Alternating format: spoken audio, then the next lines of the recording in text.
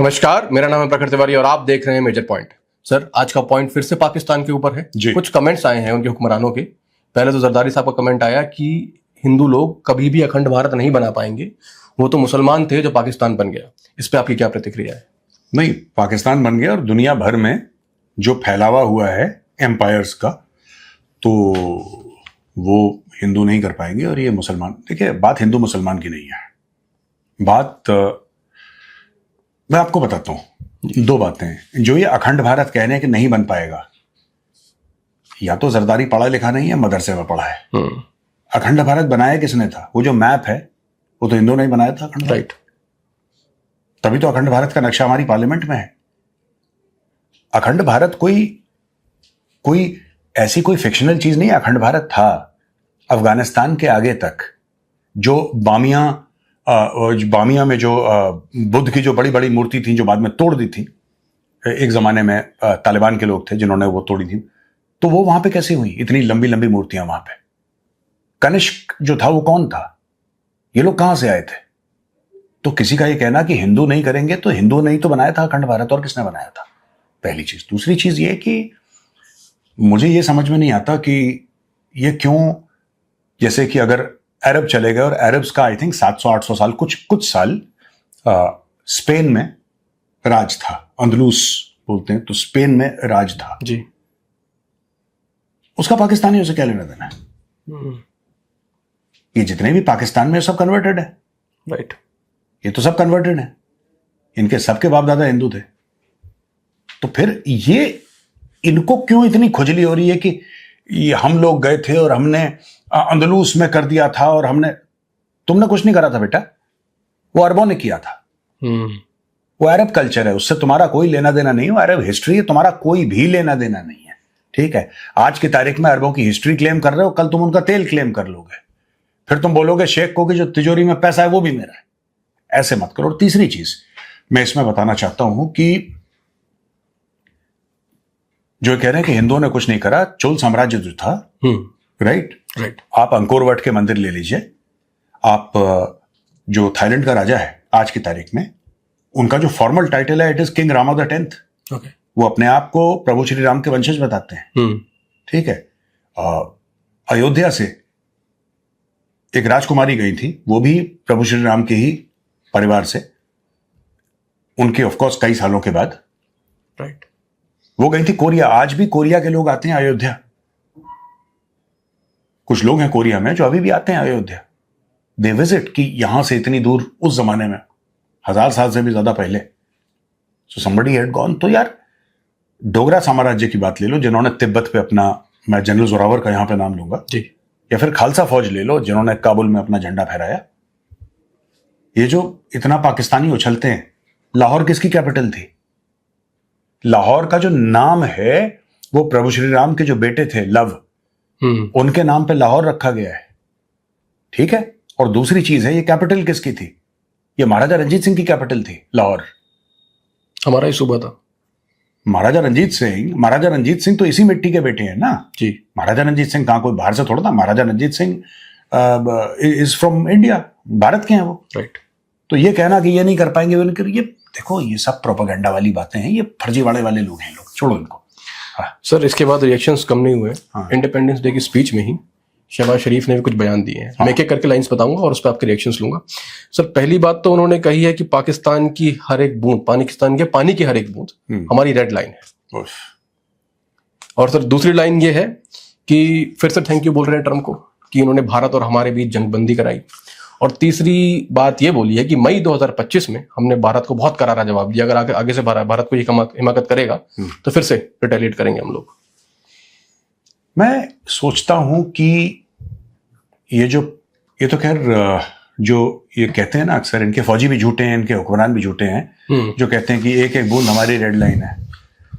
भारत ने पिछले साल अप्रैल में पानी रोक दिया था जी, एब्रोगेट कर दी थी ट्रीटी। ये एक साल से सिर्फ रेड लाइन, पता नहीं कितनी रेड लाइन है इनकी, मैं तो कंफ्यूज हो गया यार। इनकी रेड लाइन है, वो कहता है कि अगर पानी नहीं बहेगा तो क्या नाम कहते हैं, ये बिलावल भुट्टो, पानी नहीं बहेगा तो उसमें खून बहेगा। इनका DGI SPR ये कहता है कि साहब हम अगर तुम पानी रोकोगे तो हम सांस रोक देंगे। फिर कोई ये कहता है कि हर एक बूंद पानी की हमारी रेड लाइन है। ये कुछ करते वर्ते तो है नहीं है। These are basically Lahoris, and Lahoris are very famous as gas bags. They will talk, they do nothing. Lahoris do absolutely nothing. इनके बस का नहीं है कुछ करना, ये सिर्फ बोलते हैं। आप भाई प्रधानमंत्री या कोई भी किसी देश का है, उसका काम क्या है? आपका अगर इस दिन पाकिस्तान बना था, पाकिस्तान का अगर हैप्पी बर्थडे है, तो आपने पाकिस्तानियों को कोई फ्यूचर का मैप देना है कि नहीं, आने वाली नस्लों को, कि बेटा ये आपके फ्यूचर का मैप है, ये रोड मैप मैं आपको देना चाहता हूं, because I am your prime minister.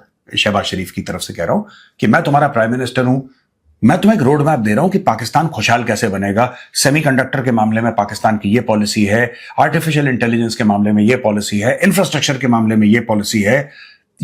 हर एक चीज के बारे में ये पाकिस्तान, मैं कुछ डायरेक्शन देना चाहता हूं पाकिस्तान को।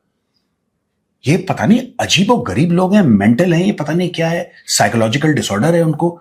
I don't understand. हर एक पानी की बूंद रेड लाइन है, ये कोई स्टेटमेंट होता है देने वाला? रेड लाइन है तो कुछ करो। इनको ये बोलना चाहिए था कि भारत ने हमारा पानी रोका, हमने भारत के 5 डैम तबाह कर दिए। ये मैं आपको रिपोर्ट दे रहा हूं, ये इसकी सैटेलाइट इमेज है, ये इसकी प्रूफ है। कोई पाकिस्तान की तरफ मैली नजरों से ना देखे, वरना मैं ये सिर्फ लाहौरी डायलॉग मारते हैं यार, इन टिपिकल लाहौरी लैंग्वेज। राइट, ये सिर्फ डायलॉग मारते हैं, कुछ काम ही नहीं करते। They refuse to work. हमारा सिपह सालार, हमने ये कर दिया, हमने भारत को करारा जवाब। ओ भाई, तुम्हारे मुल्क का रोड मैप कहां है? आज से 10 साल के बाद पाकिस्तान में क्या रहेगा? अगर पाकिस्तान रहा तो हमने डिजिटल इकोनॉमी के बारे में यह किया है, हमने इंफ्रास्ट्रक्चर के बारे में यह किया है, हमने फार्मास्यूटिकल्स के बारे में यह किया है, हमने रेल इंफ्रास्ट्रक्चर को ऐसे इंप्रूव किया है, हम इस तरीके से अपना जो डिफेंस है उसमें हम ये नए रिसर्च एंड डेवलपमेंट चाहते हैं, ये हमने करा है। मेक इन पाकिस्तान के तहत हमने बिजनेसमैन को ये फायदा दिया है कि और वो नौकरियां फिर वो बनाएं अपनी फैक्ट्री। ये कभी बातें नहीं करते, पता नहीं ये क्रैक टाइप के लोग हैं, पता नहीं अजीब से। I have very serious, they all these people deserve to be institutionalised. बताइए सर, पाकिस्तान की बात चली रही है तो एक और खबर आई है पाकिस्तान से। ये रिपोर्ट की जा रही है कि पाकिस्तान जो है वो चाइना की मदद से चांद पे जाने की तैयारी कर रहा है। इनका जो पहला लूनर है उसका नाम जिन्ना 1 रखा गया है, और जो उनकी एजेंसी है स्पेस इंस्पार्को, उसने इसकी जानकारी दी है। तो क्या लगता है सर, ये मिशन सक्सेसफुल हो पाएगा कि नहीं? ये तो चाइनीज जा रहे हैं। अगर इनको देखिए, आपको अगर सड़क के बीच में आप खड़े हो गए कोने में और आपने ऐसे ऐसे ऐसे ऐसे लिफ्ट मांगी, तो चाइना ने गाड़ी रोकी पाकिस्तान। अब पाकिस्तान ये क्लेम करे कि वो गाड़ी मेरी है, हवा चलाया यही जा रहा है सर, प्रोपेगेंडा। नहीं, वो तो देखो पाकिस्तान में हर समय देखो, सुपार्को का जो हेड है ना, आप पता लगाओ, पक्का एक फौजी होगा, पक्का एक फौजी होगा। सुपार्को ने आज तक सुपारी तक नहीं बनाई, सुपार्को ने आज तक कोई काम नहीं करा। ये सब झूठ बोलते हैं पाकिस्तानी, ठीक है। और बड़ा कंपेयर करते हैं इसरो के साथ। राइट, डीआरडीओ इसरो सब नहीं, डीआरडीओ नहीं। ओके, डीआरडीओ एक अलग एजेंसी है, डीआरडीओ एक रिसर्च एंड डेवलपमेंट की एजेंसी है, इसरो स्पेस का मामला है। राइट, तो वो अलग अलग एजेंसीज हैं। तो मैं SUPARCO is Pakistan space organisation and ISRO is India's space organisation. तो ठीक है, आप चाइनीज से लिफ्ट मांग के जा रहे हैं एंड गुड लक, इसमें कोई दिक्कत नहीं है। और ये जो जिन्ना 1 इन्होंने नाम दिया है ना, इसके ऊपर कंपटीशन हुई थी। जी सर, हाँ, कि कौन नाम देगा, कौन नाम देगा। फिर बड़ा दिमाग उन्होंने नाम लगा। और मैं बता रहा हूं, अगर इनकी अफगानिस्तान से लड़ाई नहीं होती, मैं बता रहा हूं, फिर से नाम गजनवी गौरी देते, फिर से नाम गजनवी गौरी देते। ये तो फंस गए बीच में, क्योंकि अफगानों ने ठोकना शुरू कर दिया, क्योंकि गजनवी गौरी सब अफगान है। राइट, इन्होंने शर्म के मारे नहीं दिया, वरना ये कह रहे हैं जिन्ना 1। अरे तुम्हारी तारीख कितनी है? 80 साल की तुम्हारी तारीख है, उसमें तुम लोग इतने इमोशनल हो रहे हो। 79 ईयर्स की तुम्हारी तारीख है। 79 ईयर्स की तारीख में तुम्हें कंपटीशन क्यों करनी है? एक है वो बेचारा जिसने तुम्हारा गलती से मुल्क बना दिया अंग्रेजों के साथ मिल मुला के। तो इसमें इतना सेंटिमेंटल क्यों कि रॉकेट का नाम क्या रखेंगे, कंपटीशन क्या रखो, मौला जट रख दो, नूरी नट रख दो, और क्या है इनका? They have no culture, they have no sophistication, they have no civilisation, कुछ है नहीं इनके पास। पता नहीं कंपटीशन किस चीज के, कुछ नाम रख देते यार उसका, कुछ नाम रख देते, चाहत फतेह अली खान रख देते, रॉकेट में उसकी फोटो बना देते। और इतना दिमाग क्यों लगा रहे यार? खोखला मुल्क है तुम्हारा। सर, इसमें 4000 एंट्रीज आई थी वैसे पूरे देश से, और 17 साल का कोई लड़का था वो जीता ये कंपटीशन। इमेजिन, उसने इतना ओरिजिनल नाम दिया जिन्ना 1। ये देखो, ये कहते हैं। और वो खुद पता लगेगा कहीं ना कहीं को फौजी रिश्तेदार है उसका, हो सकता है। किसी कर्नल ब्रिगेडियर ने बोल दिया होगा कि अपने चाचे का बेटा जरा देख लेना यार, जरा उसको, साडा पुत्र है, वो हो गया उनका काम, यही काम करते हैं। हाँ सर, अगली खबर हाँ जी, नेपाल से आ रही है। नेपाल में बीते हफ्ते एक कम्युनल वायलेंस हुआ, कुछ राइट्स की खबरें आई और उसका लिंक भी पाकिस्तान से जोड़ा गया। सर, खबर ये है कि इनके एक मौलाना है, मोहम्मद इलियास घुमान, तुर्की में रहते हैं, पाकिस्तानी ओरिजिन के हैं। वो देवासगंज नेपाल आते हैं और जो काठमांडू की जामा मस्जिद के इमाम हैं उनसे इनकी मुलाकात होती है और इनका लिंक पूरी तरीके से आतंकवादी संगठनों के साथ बताया जा रहा है। तो सर, इस पे आप ज्यादा प्रकाश डालना चाहेंगे इस विषय के ऊपर? नहीं, हम ज्यादा ही डाल देंगे, कोई दिक्कत नहीं। देखो, बात यह है कि Nepal should be very careful and India should be very careful. ठीक है, ये पैन इस्लामिक टाइप का जो कुछ मौलाना ड्रामा करते हैं ना, देखो मैं एक बात बताना चाहता हूं, हमारे जो नेपाली भाई हैं, मैं आपको एक बात बताना चाहता हूं। मैं भाई इसलिए कह रहा हूं क्योंकि मैंने आज तक ये फर्क नहीं समझा, भारत आपका है, नेपाल हमारा है। आप नेपाल जाइए, कोई पासपोर्ट कोई वीजा की जरूरत नहीं है। वैसे ही अगर कोई नेपाल का आए भारत में, उसको कोई पासपोर्ट वीजा की जरूरत नहीं है। हम लोग नेपाल में काम कर सकते हैं, नेपाल के लोग भारत में काम कर सकते हैं, कोई इसमें कोई रोक टोक नहीं है, खुला मामला है और होना भी चाहिए। और भगवान करे और ज्यादा हमारी मेरे अपने कारण हैं और मेरे कारण हैं जो नेपाल से मैं बहुत प्यार करता हूं और बहुत रिस्पेक्ट करता हूं नेपाल की। मेरे कारण धार्मिक है, मेरे कारण जो नेपाल को प्यार करने के हैं वो धार्मिक है। पड़ोसी हो ना हो वो बात की बात है, राइट। पड़ोसी होने में कि नेपाल हमारा पड़ोसी है, उसमें ना नेपाल ने कुछ किया है ना भारत ने कुछ किया है जी। वो तो है पड़ोसी, क्योंकि ज्योग्राफी ऐसी है। जो नेपाल के अंदर पशुपतिनाथ जी है ना, तो पशुपतिनाथ जी का मंदिर है वहां पे, तो हमारे लिए सेक्रेड है बड़ा। और सीता मां का घर है जनकपुर में, तो हमारे रिश्ते एक अलग किस्म के हैं। तो ये जो लोग बात करते हैं, ये जो कोई मौलाना है, मौलवी है, इस तरीके से ISI, ये तो फसाद करने की कोशिश करेंगे। मुझे लगता है कि नेपाल की गवर्नमेंट को पता लग गया, दे आर स्मार्ट इनफ, यार, दे विल फिगर आउट, जी स्मार्ट इनफ। हाँ सर, एक सवाल और है, क्या सर पास में भी और फ्यूचर मतलब प्रेजेंट की हम जब बात करते हैं, क्या नेपाल को एज अ ग्राउंड यूज किया जाता है भारत के खिलाफ एक्टिविटीज के अंदर? बिल्कुल सर, ऐसी रिपोर्ट्स में बताया जाता है कि 90s में और अर्ली 2000s में भी ISI की जो इन्वॉल्वमेंट थी वो नेपाल के अंदर काफी ज्यादा थी। और 99 में जो IC-814 जो टेक ऑफ हुआ वो भी काठमांडू से हुआ था। तो इस नेटवर्क कितना बड़ा है सर पाकिस्तान का वहां पर? नहीं, नेटवर्क बड़ा इसलिए पाकिस्तान का, देखो पाकिस्तान का कोई नेटवर्क कहीं पर नहीं है, ठीक है। ये फुकरे लोग हैं, भिखमंगे हैं, इनका कोई नेटवर्क, इनका ISI का नेटवर्क पाकिस्तान के अंदर नहीं है। ये सिर्फ सियासी पार्टियों को किसी को गोली मार देना, इससे ज्यादा ISI की कोई औकात नहीं है। अगर ISI इतना ही बड़ा तीसमार खान होता, इतना बड़ा तीसमार खान होता ISI, तो ISI अपने मुल्क के अंदर कभी BLA को, कभी TTP को, कभी इन सब जमातों को या इन सब ऑर्गेनाइजेशंस को इतना बड़ा नहीं बनने देता, ठीक है। और पूरा बलूचिस्तान इनके हाथ से निकल गया है, खैबर पख्तूनख्वा इनके हाथ से आज निकला कल निकला, ठीक है।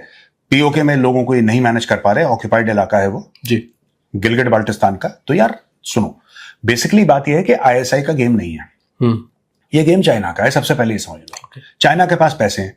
एक बात बताओ ना, ये कहते हैं कि ISI ने नेपाल में कुछ किया, on the face of it ये खबर गलत नहीं है, लेकिन ISI को फंड कौन कर रहा है, पीछे से पैसे कौन दे रहा है? मैं वही बात कह रहा हूं ना कि जो मुल्क अपने घर के अंदर उसको पता नहीं लगता कि BLA कब अटैक कर रहा है, और टारगेट भी BLA का वही है। हर महीने वो जाफर एक्सप्रेस में घंटी मार देता है वो, राइट। हर महीने जाफर एक्सप्रेस पर अटैक हो जाता है। इनको पता है जाफर एक्सप्रेस पर अटैक हो, इनको ये पता है कि वो दर्जन बार पहले अटैक कर चुके हैं जाफर एक्सप्रेस पे, उनको पता है कि जाफर एक्सप्रेस पर अटैक होगा, ये फिर जाफर एक्सप्रेस को नहीं बचा पाते। ये है ISI, ये औकात है तुम्हारी ISI की। और फिर उसके बाद ये लोग कहते हैं नेपाल में, कोई नेपाल का चक्कर नहीं है। ISI का प्रेजेंस स्ट्रांग इसलिए है क्योंकि चाइना चाहता है ISI का, और चाइना पैसे देता है, और चाइना को पता है कि ये भारत का जो फ्लैंक है, आप ईस्टर्न फ्लैंक लगा लो, भारत का जो ईस्टर्न फ्लैंक है, वहां से हम परेशान करेंगे। कैसे? हम बांग्लादेश की फंडिंग करेंगे, ठीक है ना। जैसे चाइना अगर कहेगा हम बांग्लादेश की फंडिंग करेंगे, हम बांग्लादेश को ऐसा वैसा करके, तो बांग्लादेश वहां पे फिर पाकिस्तान, आपने देखा बांग्लादेश में भी वो पाकिस्तान का, जब मोहम्मद यूनुस था जी सर, वहां का Mohammad Yunus was the chief adviser, तो वो भी पाकिस्तान कर रहा था, बिल्कुल, ठीक है। अब आप भी पाकिस्तान के बारे में बता रहे हो कि वहां, तो भारत के वेस्टर्न फ्लैंक में तो पाकिस्तान है ही, वेस्टर्न फ्लैंक के अलावा पाकिस्तान का कुछ हो नहीं सकता, क्योंकि नीचे पूरा का पूरा अरेबियन सी है, इंडियन ओशन है पूरा वो इलाका, तो और तो कोई मुल्क है नहीं वहां पे। लिहाजा आपको ईस्टर्न फ्लैंक में ज्यादा मुल्क है, वेस्टर्न फ्लैंक में तो हमारे मुल्क है नहीं। कम है। जी सर। तो ईस्टर्न फ्लैंक पे ज्यादा है, तो जितने ज्यादा आप, म्यांमार वैसे ही अस्थिर है, ठीक है ना, एक म्यांमार हो गया वो अस्थिर है। नेपाल के अंदर आईएसआई का आप बात बता रहे हो, बांग्लादेश को चाबी दे रखी है, वहां से एंटी इंडिया स्टेटमेंट आते रहते हैं, ये हो जाएगा वो हो जाएगा। तो ये सब चाइना से प्रायोजित है, इसमें आईएसआई की कोई तारीफ नहीं है। हर एक ऑर्गेनाइजेशन को इफेक्टिव होने के लिए दिमाग चाहिए और फंडिंग चाहिए। इनके पास ना दिमाग है ना इनके पास पैसा है। ये स्टोरी है सर। आखिरी सवाल मैं ले लेता हूं सर। ये बताया जा रहा है कि फंडिंग सर तुर्की, कतर, कुवैत, सऊदी अरब और यूएई से भी आ रही है, जो इस तरह के दंगे भड़काए जा रहे हैं। ये रिपोर्ट किया है नेपाल की एजेंसीज ने। नहीं, देखो, ये हम नहीं कह सकते कि कहां से फंडिंग आ रही है, ठीक है।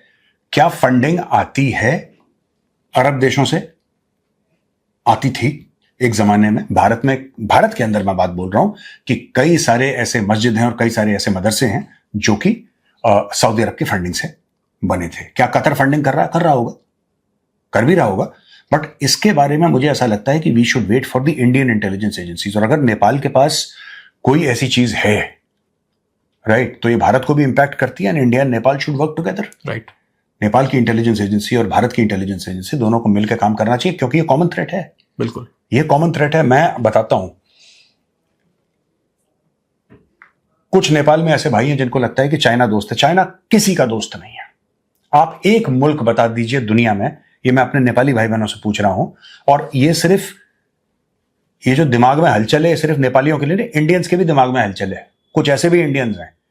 तो मैं जो नेपाली भाई बहन, मैं उनको बोल रहा हूं कि यहां पे भी बीमारी है, आपके यहां भी है, इंडिया में भी है बीमारी।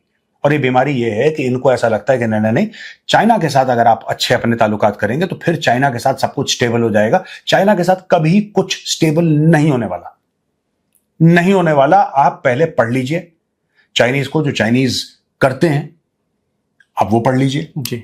चाइना की फिलॉसफी क्या है वो पढ़ लीजिए, चाइना चाहता क्या है वो पढ़ लीजिए, और पहले चाइना की सोच और जो चाइना कहता है और करता है जरा उसको स्टडी कर लीजिए, आपको अपने आप पता लग जाएगा। आप पीस कहते हैं ना, शांति, जो दो युद्ध होते हैं, उनके बीच का जो समय होता है ना, उसको शांति बोलते हैं, right. The time between two wars is called peace. यानी कि युद्ध आपका होने वाला है, युद्ध होगा। आप इसको यह मत समझिए कि युद्ध नहीं होगा, और युद्ध नहीं हो रहा है तो हम लोग ये समझते हैं कि शांति है। जैसे अभी लाइन ऑफ एक्चुअल कंट्रोल पे सो कॉल्ड शांति है, राइट। है शांति ना, कोई गोलियां तो नहीं चल रही, हाथापाई तो नहीं हो रही, शांति है। लेकिन सबको पता है कि युद्ध आने वाला है, सबके दिमाग में डाउट है कि युद्ध आ सकता है, तभी तो वहां पे लाखों की फौज लगी है। बिल्कुल। अगर हम ये श्योर हो जाएंगे कि युद्ध होगा ही नहीं चीन के साथ, तो इंडिया फिर लाखों फौजी क्यों लगाएगा लाइन ऑफ एक्चुअल कंट्रोल पे, राइट। सर बहुत बहुत धन्यवाद हमसे जुड़ने के लिए। Thank you. और आपका भी धन्यवाद बने रहने के लिए। मिलते हैं आपसे अगले एपिसोड में। जय हिंद। और आप सबको इंडिपेंडेंस डे की बहुत बहुत शुभकामनाएं। जय हिंद।